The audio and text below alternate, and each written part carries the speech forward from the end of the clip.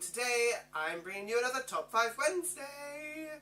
So, Top 5 Wednesday is a Goodreads group that is run by Sam from Thoughts on Tones, but was originally created by Ginger Reads Laney. This week's topic is Top 5 Inaccurate book covers. So, a good old opportunity to talk about the book covers that just don't do the book justice, they aren't really that relevant, or they're just really cheesy. So, I have my 5. Let's just get started.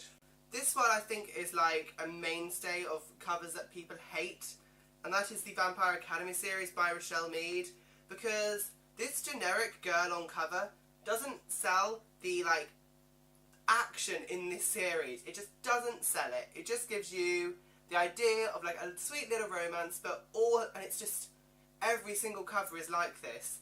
They just don't sell the action, they don't sell the world. And I haven't actually finished the series yet, but I really hate the covers. Really, really hate them. After that we have a cover that I personally think just needs to be better. I think this book is so much more than what this cover is telling you.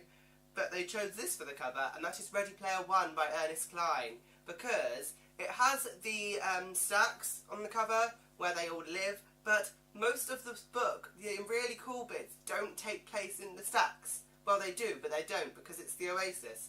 So, it just really confuses me as why they chose this as the cover, when you could have something completely different that's really quite majestic. You have the whole of the Oasis to, draw on, and you choose this. The only thing I do like is the type font.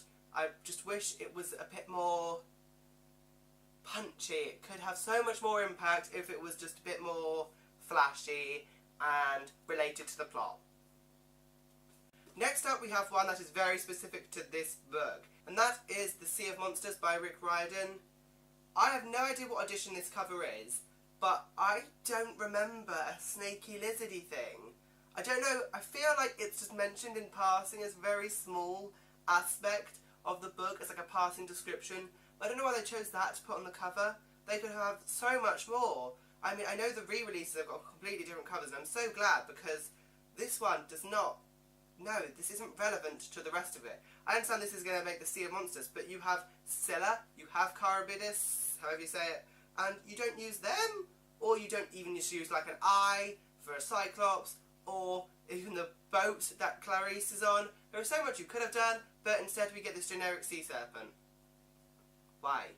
Next up we have another one that is notorious for being a little bit cheesy. And that is The Mortal Instruments by Cassandra Clare. These covers are so hideous.